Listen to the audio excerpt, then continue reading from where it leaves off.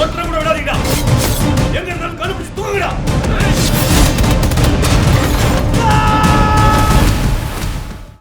படம் வந்து நான் ஒரு பாட்டு கேட்டுட்டு தான் வந்தேன். அந்த பாட்டுக்காக தான் மெயினாக வந்தது. வந்தால் சூப்பராக இருக்குது, நல்லா இருக்குது. அந்த குடியினால் குடும்பம் எப்படியெல்லாம் அழியுது, ஆண்கள் என்ன கஷ்டப்படுறாங்க, அந்த ஆண்களால் பெண்கள் என்ன கஷ்டப்படுறாங்க, ஒரு குடும்பம் எப்படியெல்லாம் போகுது அப்படின்றதுக்காக தான் இது சொல்லியிருக்காங்க கான்செப்ட்.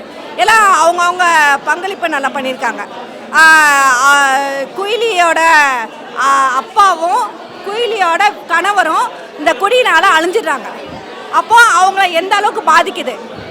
நல்லா குடிக்காமல் இருக்கிறவர் குடிச்சிட்டா அவங்க குடும்பம் எப்படி அழியுது, அதுதான் கான்செப்ட். மியூசிக்கு காமெடி பரவாயில்ல சார், நல்லாயிருக்கு. மியூசிக் நல்லாயிருக்கு, காமெடி பரவாயில்ல, நல்லா பண்ணியிருக்காரு. அவர் பேர் எனக்கு சரியாக தெரியல. சென்டிமெண்ட்டாக அந்த அளவுக்கு இல்லை சார். அதாவது இதெல்லாம் வந்து போராட்டம் பண்ணுறாங்க. இந்த ஒரு குடிச்சிட்டு ஒரு கணவர், ஒரு குடும்ப தலைவர் வந்து இறந்துட்டாருன்னா அவங்க எவ்வளோ கஷ்டப்படுறாங்க, அதுக்கப்புறம் வர தலைமுறை எப்படி இருக்கும், நீ அதை வந்து ஏன் குடிக்கணும் அப்படின்னு சொல்லி கேட்டிருக்காங்க. அது வந்து அவங்க சுய கட்டுப்பாட்டோடு இருக்கணும். அவ்வளோ. என்ன புதுசாக சொல்லியிருக்காங்களா? அதாவது புதுசாக சொல்லியிருக்கிறதுனா இவங்க மனித வெடிகுண்டு மாதிரி மாறி அவங்க ஒரு ஆளையை வந்துட்டு பிளாஸ்ட் பண்ணுறாங்க.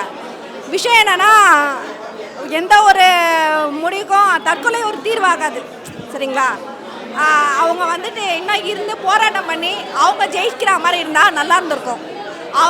இப்போ அவங்க குயிலி வந்து இறந்துடுறாங்க, அதனால அந்த ஒரு ஆளையே வந்து இது பண்ணுறாங்க. ஆனால் வேறு இடத்துல வந்துட்டு ஓப்பன் பண்ணுறாங்கல்ல, அதுவும் ஒரு இது தானே. அதுக்காக பார்க்கலாம் சார், பார்க்கலாம், ஃபேமிலியாக பார்க்கலாம். Thank you sir.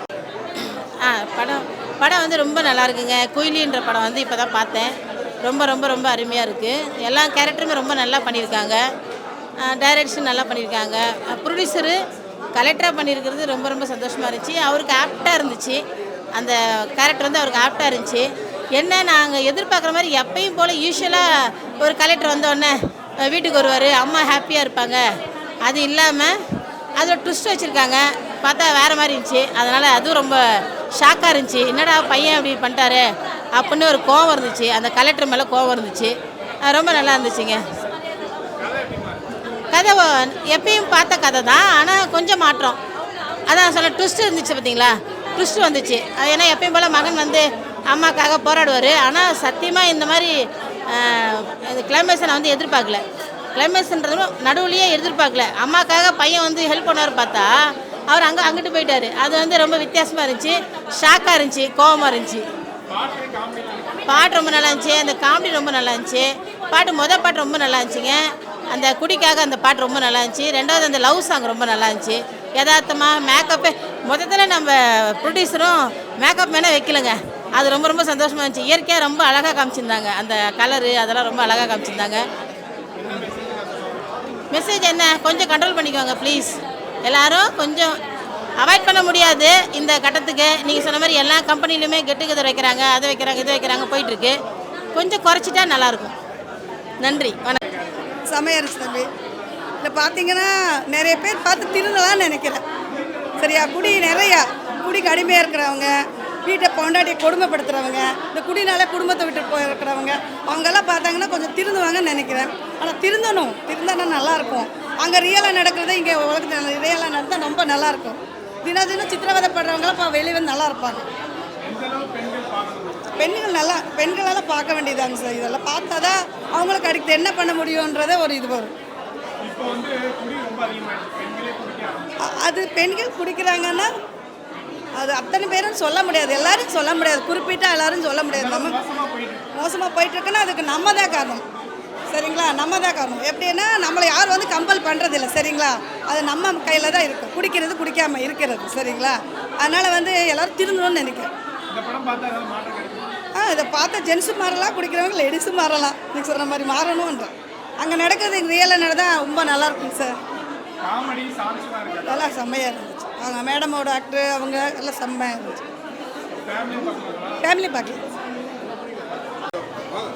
படம் வந்து நல்லா தான் இருந்துச்சு. இது நல்ல கருத்துலாம் சொல்லியிருக்காங்க. ஃபஸ்ட்லேருந்து இப்போ லாஸ்ட் வரைக்கும் போர் எதுவும் அடிக்காங்க. நல்லா தான் இருக்குது, ரீசெண்டாக இருக்குது. என்ன மெசேஜ்னா குடிக்கக்கூடாது, அதான் மெயின் மெசேஜாக சொல்கிறாங்க. அதாங்க முக்கிய மெசேஜ். படம் போய் பாருங்கள், நல்லா இருக்கு. பார்க்கலாங்க. பாட்டெல்லாம் நல்லா தாங்க இருக்குது, ரீசெண்டாக இருக்குது.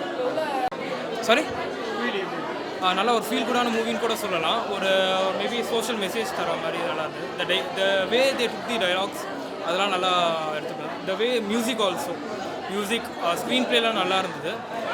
குறை சொல்கிற மாதிரிலாம் அந்த மாதிரி இல்லை. தாராளமாக ஃபேமிலியை கூப்பிட்டு வந்துட்டு ஃபேமிலி ஆடியன்ஸோட நல்லா என்ஜாய் பண்ணி பார்க்கலாம். ஸ்டோரி ஸ்டோரி நல்லா தான் சொல்கிறேன். ஸ்க்ரீன் ப்ளேலாம் நல்ல ஒரு இதில் எடுத்துகிட்டு போயிருக்காங்க. மெச்சூர்டாக ஹேண்டில் பண்ணி எடுத்துகிட்டு போயிருக்காங்க. ஸோ எல்லாருக்குமே நான் நார்மலாக பிடிக்கும்.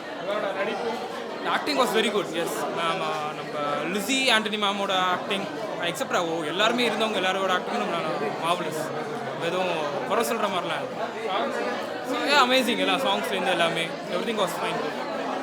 எஸ், எல்லாருமே தாராளமாக கண்டிப்பாக எல்லோரும் என்ஜாய் பண்ணலாம். நான் கண்டிப்பாக நெக்ஸ்ட் எங்கள் பேரண்ட்ஸோடு தான் கூப்பிட்டு ஃபேமிலியெலாம் கூப்பிட்டு கண்டிப்பாக I will just come and watch. தாராளமாக பார்க்கலாம்.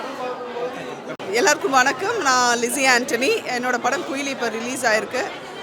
எனக்கு காலையிலே ஊர் சைட்லேருந்து எனக்கு கால் வந்துச்சு கொஞ்சம் நேரத்துக்கு முன்னாடி. அங்கே நிறைய பேர் ஆக்சுவலாக அவங்கெல்லாம் ரொம்ப கனெக்ட் ஆவாங்க. ஏன்னா இதனால் ரொம்ப பாதிக்கப்பட்டவங்களாம் நம்ம கிராமத்து சைடு நிறைய பேர் இருக்காங்க.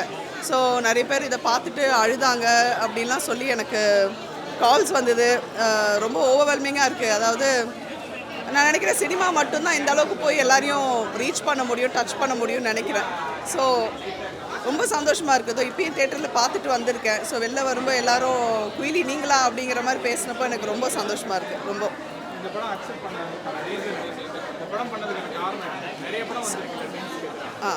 ஸோ இந்த படம் அக்செப்ட் பண்ணதுக்கு முக்கியமான ரீசன் வந்து ப்ரொடியூசர் வந்து அவரே எனக்கு எல்லாம் ஃபுல் ஸ்கிரிப்டே சொன்னார். அதுவே எனக்கு ஒரு ரொம்ப இம்ப்ரெஸிங்காக இருந்துச்சு. அதாவது ஒரு ப்ரொடியூசர் பணம் போட்டது இல்லாமல் அதில் அவரோட இன்வால்மெண்ட்டை எனக்கு காமிச்சுது. ஸோ அப்படி ஒரு சின்ன டீமாக இருந்தாலும் அந்த ஒரு டீமுக்கு நம்ம பண்ணி கொடுக்கணும்னு நான் நினச்சேன். So that was one of the main reason. இன்னொன்று, ஒரு ஆக்டராக எனக்கு பெர்ஃபார்ம் பண்ணுறதுக்கு இவ்வளோ பெரிய ஒரு ஸ்பேஸு, அப்புறம் யார் எதுக்கு நான் வேணால் சொல்லணும். நிறைய சென்டிமெண்ட் காட்சிகள் ஈஸியாக இருந்துச்சு. சார் நான் பேசிக்காக பெர்ஃபார்மர் தானே சார். பேசிக்காக நான் ஒரு நடிகை. ஸோ அது என்ன சிச்சுவேஷன் இருக்கோ அதை ஏற்று புரிஞ்சு நடிக்கணும். ஸோ அதெல்லாம் கிடையாது.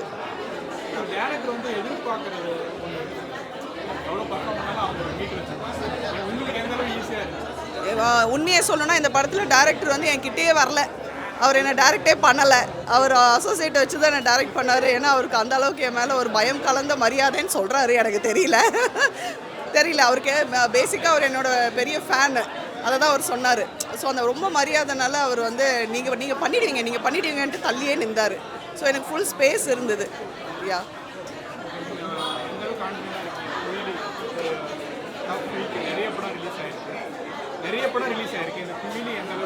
நான் நினைக்கிறேன் Kuyili already has made it's mark. எப்படின்னா போஸ்டர் ஓட்டின ஆடியோ லான்ச்சுக்கு போஸ்டர் ஓட்டினதுலேருந்து எனக்கு நிறைய ரெஸ்பான்ஸ் இருக்குது இண்டஸ்ட்ரிக்குள்ளே. அதுக்கு நான் ப்ரொடியூசருக்கு தான் தேங்க்ஸ் சொன்னோம். அவர் அந்தளவுக்கு மெனக்கெட்டுருக்காரு. ஏன்னா இந்த ஒரு சின்ன படம் இருந்தாலும் இதுக்குன்னு ஒரு லிமிட்டட் பட்ஜெட் இருந்தாலுமே அவர் அதுக்கு மீறி அவர் வந்து ஒரு பெரிய படத்தை ப்ரொமோட் பண்ணுற மாதிரி அவர் பண்ணியிருக்காரு.